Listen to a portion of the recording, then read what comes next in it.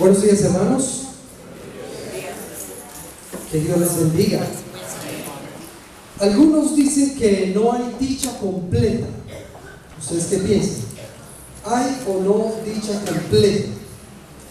Pues aquí en la tierra puede ser un poco difícil encontrar la dicha completa, pero que existe, existe. Y la palabra lo dice.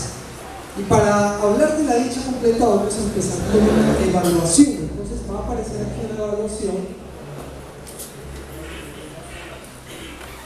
Siguiente diapositiva. Y ustedes, los que escriben, los que tienen papel y lápiz, van a poner los resultados de esta evaluación en el papel. Los que no, lo pueden hacer en su celular, o los que sean más hábiles e inteligentes en sus mentes. Evaluación del nivel de espiritualidad. ¿Qué tan espiritual soy yo? Y nos vamos a calificar del 1 al 5. Menor a 3 es reprobado y 3 hacia arriba es aprobado. Después de calificarse, yo me pongo este numerito, van a poner cuál es la razón para esta calificación. ¿Cuál es la razón para esta calificación? Procedamos entonces.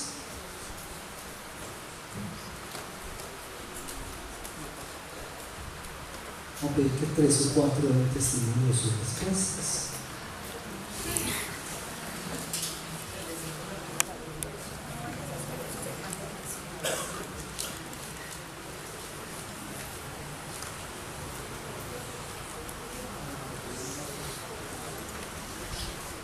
¿Cuál es la razón para esta calificación? Bien, terminamos, ¿cierto? Esto es como un examen de leyes. Hay un tiempo limitado. ¿Cómo les fue la calificación? No me digan. No me digan. No me digan, eso es entre ustedes y el Señor. Pero a través del desarrollo del tema nos vamos a dar cuenta cómo nos fue la calificación. ¿Cómo nos fue la calificación? Acompáñenme por favor a Mateo capítulo 5. Mateo capítulo 5, vamos a leer los versículos 1, 2 y 3. Mateo capítulo 5, versos 1, 2 y 3, y vamos a hablar de la dicha completa. La dicha completa.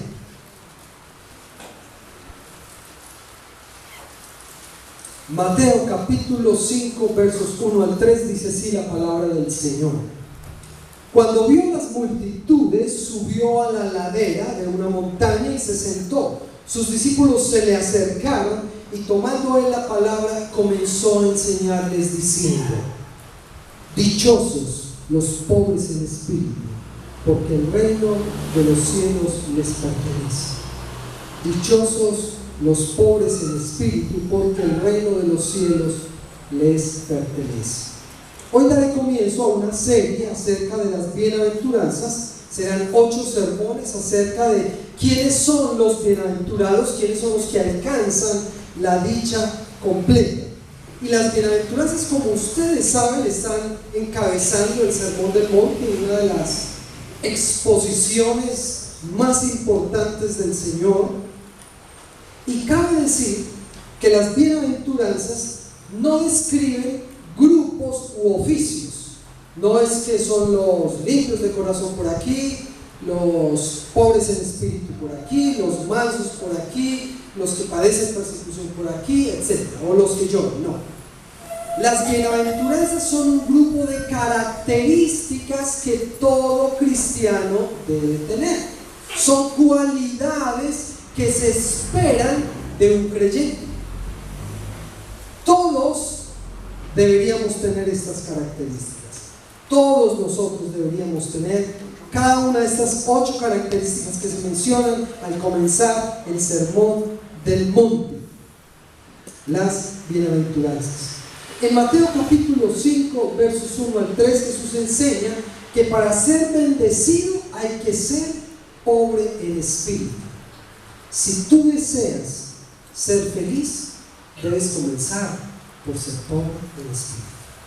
Si tú quieres alcanzar la dicha completa, tú debes comenzar por ser pobre en espíritu. ¿A ustedes les gustan las promesas o no? Las buenas promesas. Y las promesas del Señor son muy lindas, son extraordinarias. pero toda promesa tiene su demanda. Toda promesa tiene su demanda. Y esta promesa obviamente tiene su demanda.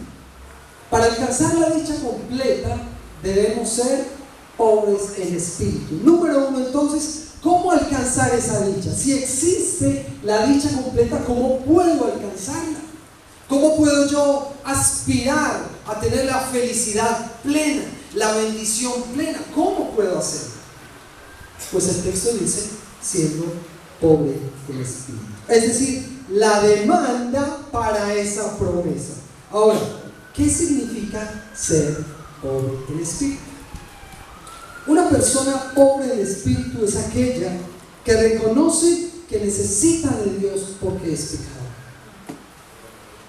Aquel que cree que no necesita de Dios, que puede seguir su vida lejos de Dios, sin acercarse a Dios, sin rogarle a Dios, sin depender de Dios, no es una persona pobre en espíritu.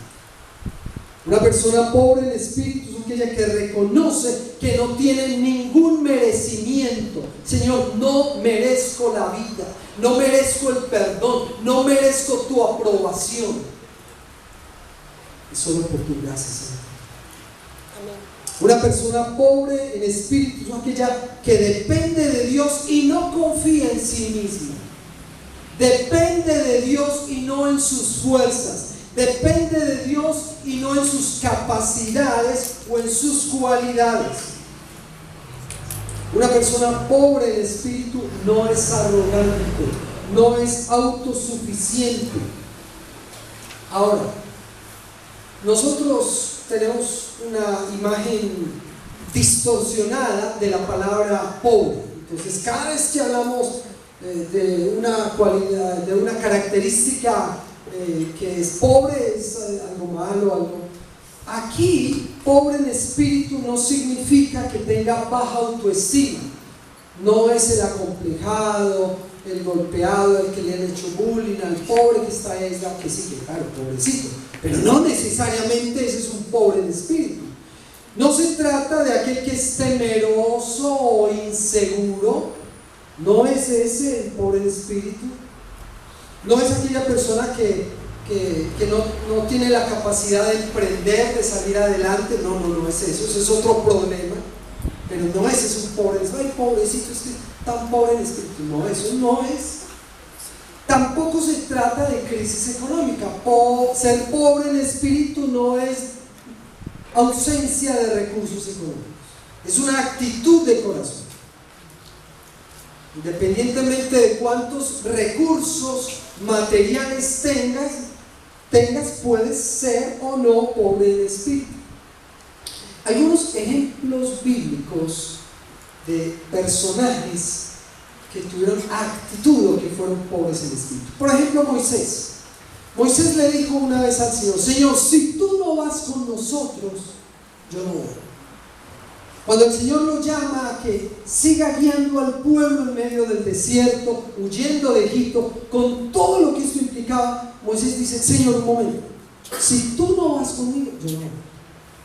Él pudo haber dicho: soy Moisés, líder de este pueblo, yo soy el libertador, yo puedo.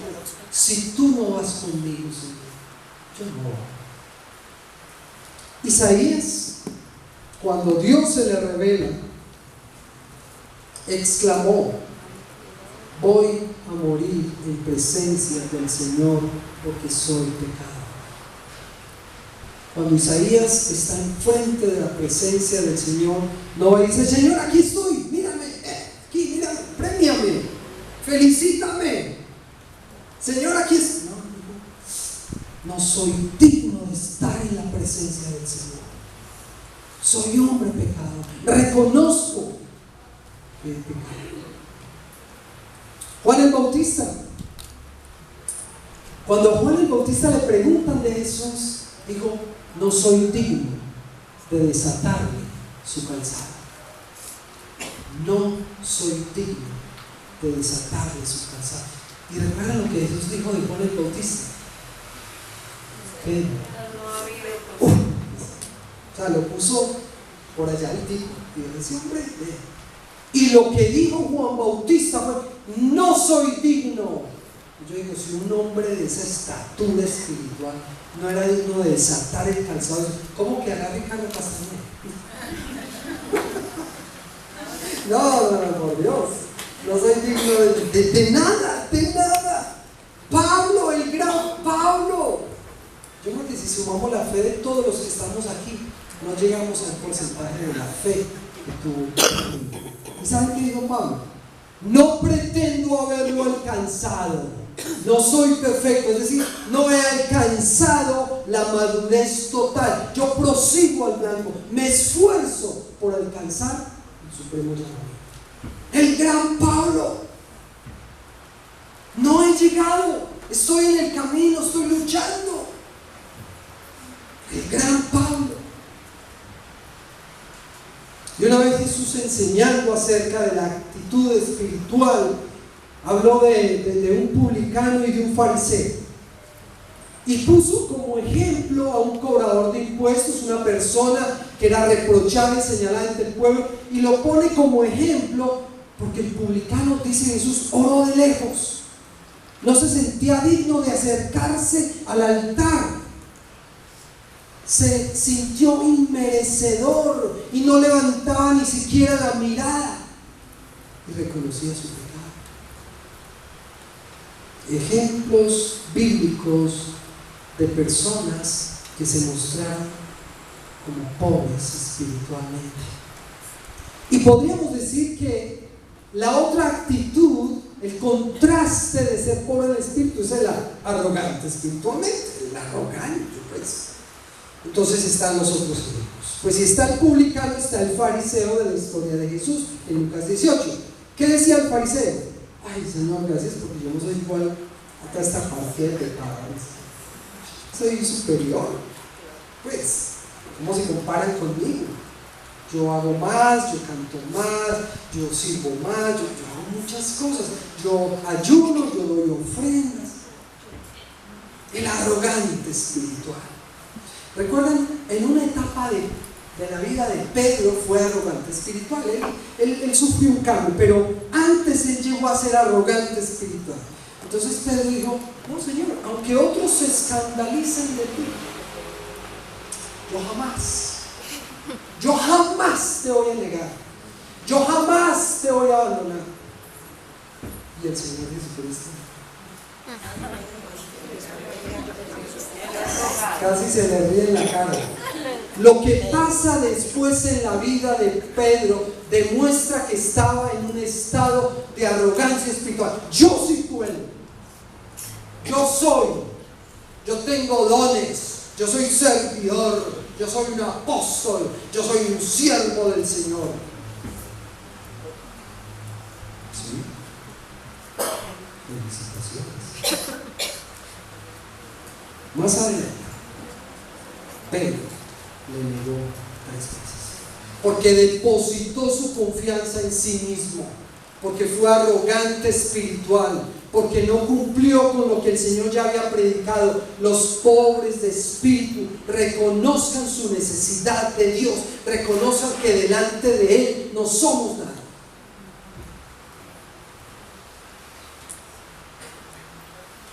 Y el ejemplo con el que comenzamos todos, en el Edén, la serpiente convenciendo a Eva y a Adán: seréis como Dios.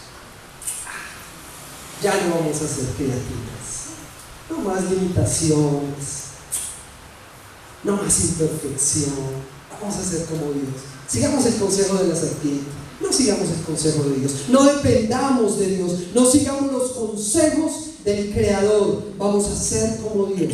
Independicémonos. Independencia, autosuficiencia, arrogancia, capacidad, humanismo.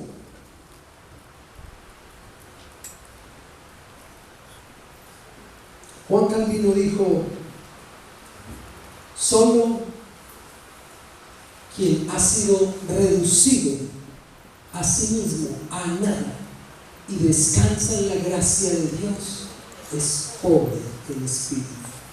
Y el gran predicador Charles Spurgeon dijo: la forma de elevarnos en el reino es hundiendo humillándonos a nosotros mismos. La forma de elevarnos en el reino es hundiéndonos a nosotros mismos. Volvamos a las pruebas del IFES. ¿Cómo nos fue? ¿Cuántos se pusieron? No me van a responder. ¿Esto es entre Dios? En cada uno. ¿Será que hay un 4,8, 4,9 por ahí? ¿No? 4,5, 4, 3,5. Yo me rajé, lo digo. Me rajé. Porque mi ministerio y mi vida no me alcanza a dar calificación positiva delante del Señor. Admito que estoy rajado. Y les digo que si alguno de ustedes se sintió muy aprobado, revise su vida. No vaya a ser que le pase lo de Pedro. Estoy muy seguro de mí. Estoy muy satisfecho con lo que he hecho. Estoy muy tranquilo, feliz y plácido con el nivel espiritual que he alcanzado. Saqué mejor calificación que todos los hermanos de la iglesia presbiteriana como Hernando Pedro. Ay Dios. ¿Y saben qué dice la palabra? En Romanos capítulo 3, verso 10. Así está escrito. No hay ni uno justo, ni siquiera uno. No hay quien entienda, no hay quien busque a Dios. Todos se han descarriado, a una se han corrompido. No hay nadie que haga lo bueno. No hay uno solo. Y en algún momento se había dado el veredicto en el pueblo de Israel a través del profeta Isaías en el capítulo 64, verso 6. Todos somos gente impura. Todos nuestros actos de justicia son como trapos de inmundicia delante de Dios. Ahora ustedes me dirán, uy pastor, qué panorama tan horrendo. Ahora, esto no es para que tengamos un sentimiento de derrota, entiéndanme bien. Esto no es para que tengamos un sentimiento de fracaso. Esto es para que entendamos que el pecado nos descalificó a todos. A todos nos descalificó el pecado. Y que solamente cuando descansamos en la gracia de Dios y no en nuestras capacidades, solamente cuando miramos a Jesús y clamamos por auxilio, despojándonos de nuestros esfuerzos individuales, podemos alcanzar la salvación y ser herederos del reino. Pero no es creyéndonos nosotros mismos, mirando lo que somos capaces de hacer, mirando lo que hemos hecho, mirando nuestras actitudes y aptitudes, mirando nuestros dones. No es mirando hacia acá, es mirando al Señor, porque aquí no hay esperanza, hermanos. No hay esperanza. Esperanza hay cuando miramos a Cristo, cuando descansamos en Él. En Él hay victoria, en nosotros hay fracaso.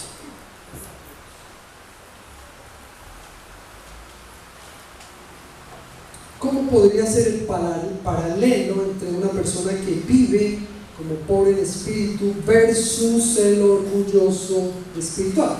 Algunos ejemplos, pueden haber muchos y ustedes pueden ampliar la lista. Por ejemplo, un pobre en espíritu asiste fiel y puntualmente a la iglesia, a los cultos, a las reuniones de oración. ¿Entienden por qué hoy hemos estado exhortando mucho que nuestras reuniones de oración han estado vacías? Entre otras cosas, pueden haber otras causas, pero entre otras causas, una de ellas puede ir a orar a la iglesia. Yo en la casa 3 minutos de orar y ya. Ir a orar a la iglesia, ir a interceder por los hermanos, ir a orar por los ministerios de la iglesia, ir a orar por el mundo, por el país. No, dejémosle eso a los más viejitos. Yo no estoy para eso. Arrogancia espiritual. Cuando una persona piensa que puede seguir su vida adelante sin ir al culto, yo puedo. Cristiano solo, no necesito de nadie, yo voy caminando bien, yo voy bien. Un pobre en espíritu es aquel que ama desinteresadamente a todos porque sabe que Dios lo ama sin merecer. Dios me ama sin merecerlo, por lo tanto yo amo a todos desinteresadamente. El orgulloso espiritual no es así. Yo amo selectivamente. Amo a los de este lado, porque de los de este lado regular sí. No son tan espirituales, no son de la clase. No. Yo amo a los de este lado, de aquí para allá. Miren bien a cuáles son los que yo amo. El arrogante espiritual, ¿cierto? El pobre en el espíritu perdona a todos porque sabe que ha recibido el perdón inmerecido de Dios. El arrogante espiritual, yo te perdono a ti, pero a ti no. A ti te perdono, pero a ti no. A ti te la cobro y a ti no te vuelvo a hablar. Y tú ni me mires, ni me vuelvas a saludar. No te lo mereces.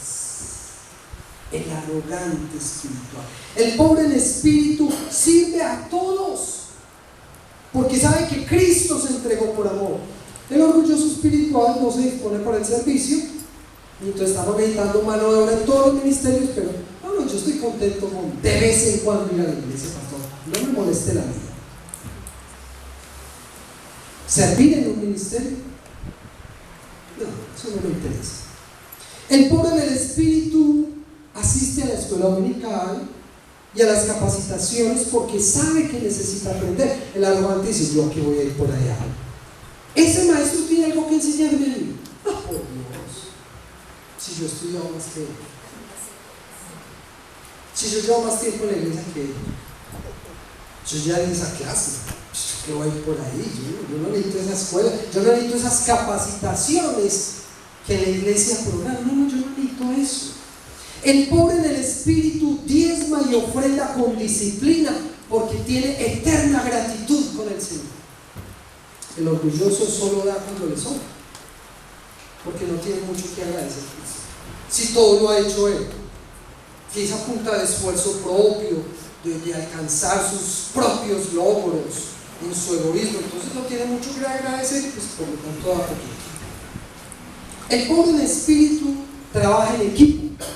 Sabe que el Señor nos mandó a trabajar en el cuerpo, unidos. Entonces yo ayudo en esto y tú ayudas en esto y tú ayudas en esto, y en armonía trabajamos, porque necesitamos unos de otros.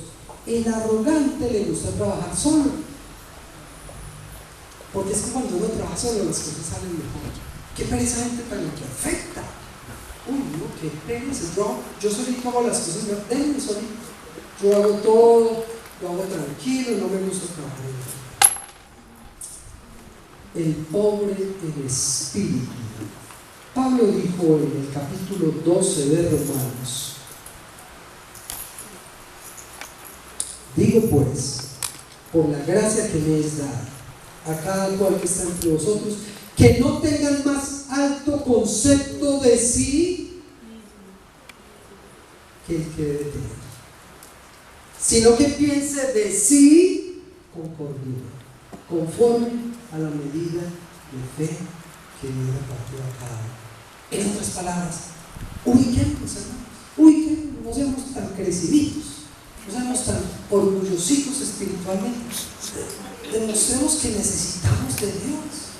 No nos la creamos tanto, que yo estudié en el seminario, que llevo tantos años de pastor, que yo hice esto, que yo hice... No nos la creamos tanto.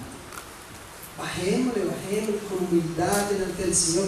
Soy un pecador, necesito del Señor. Si me miro a mí mismo, fracaso. Yo tengo que mirar al Señor. Y el profeta Isaías repitió en el capítulo 57, verso 15, la actitud de Dios hacia él, porque lo dice el excelso y el sublime. ¿Quién es el excelso y el sublime? El que vive para siempre, cuyo nombre es santo. Yo habito en un lugar santo y sublime, pero también con el contrito y humilde de espíritu. Dios habita, Dios tiene comunión con aquel que es contrito y humilde de corazón, para reanimar el espíritu de los humildes y alentar el corazón de los quebrantados. Dios acompaña al que es pobre de espíritu y se aleja del que es arrogante espiritual. Así lo dijo Pedro en su primera carta, capítulo 5, verso 5. Dios se opone a los orgullosos, pero da gracia a los humildes. Si eres una persona pobre en espíritu, tú debes reconocer que necesitas de Dios porque eres pecador.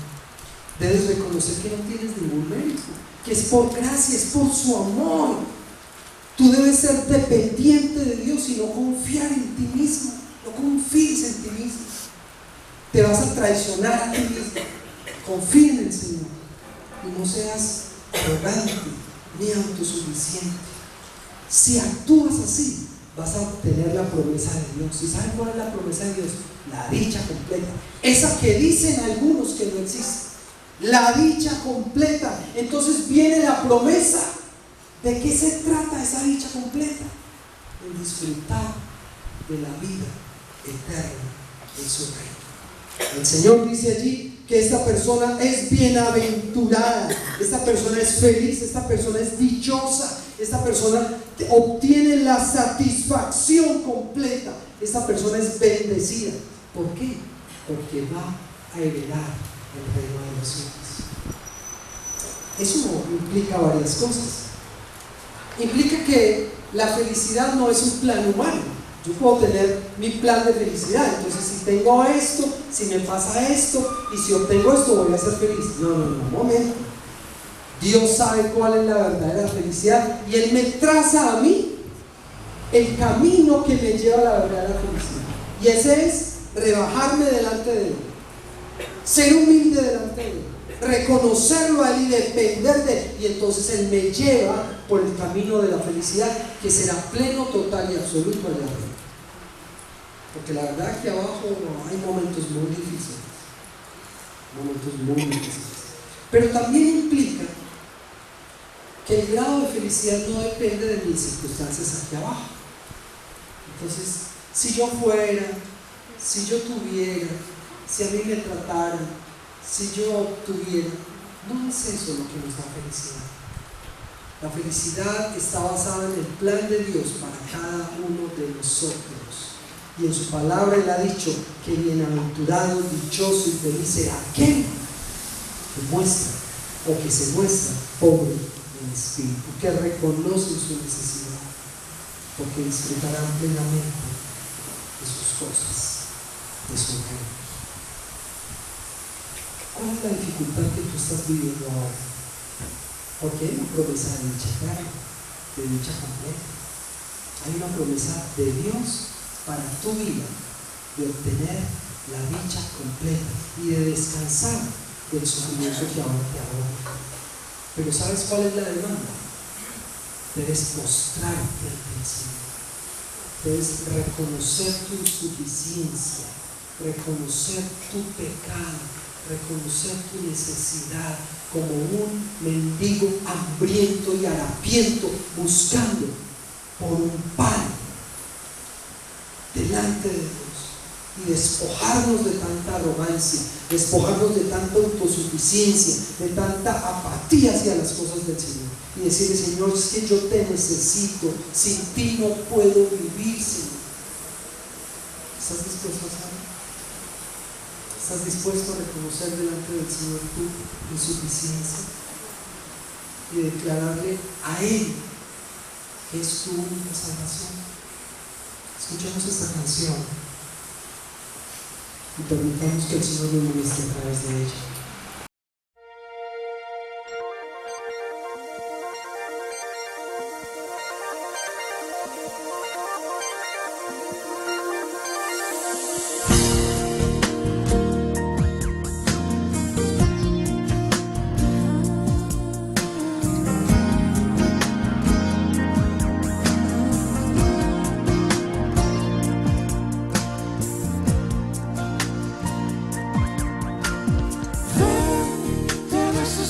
Para que le des sentido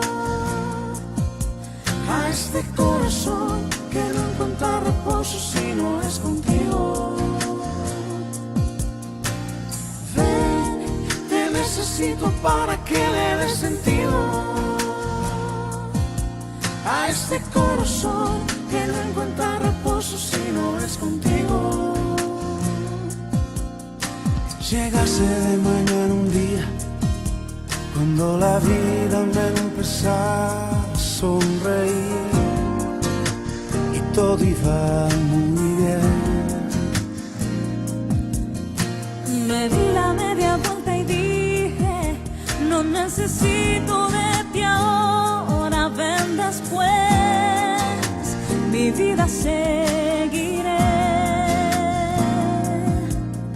Y cuando yo te di la espalda, mi corazón por ti de sed se marchitó y me convencí que nada importa en la vida si tú no estás junto a mí. Ven, te necesito para que le des sentido a este corazón que no encuentra reposo si no es contigo. Ven, te necesito para que le des sentido a este corazón que no encuentra reposo si no es contigo. Las sombras de la noche vienen, estoy cansado de vagar lejos de ti, quiero descansar. Aquello que seguí al dejarte fue un espejismo de dolor y confusión. Ya no puedo más. Y cuando yo te di la espalda, mi corazón por ti de sed se marchitó y me convencí que nada importa en la vida, no, no, si tú no estás junto a mí. Por eso ven, te necesito para que le des sentido a este corazón que no encuentra reposo si no es contigo. Ven, te necesito para que le des sentido a este corazón que no encuentra reposo si no es contigo. Perdido estoy sin ti, Señor, Sin ti, preciso de tu amor en mi caminar. Lava mis culpas, mi maldad, quiero yo habitar cerca de tu altar. por eso ven, te necesito para que le des sentido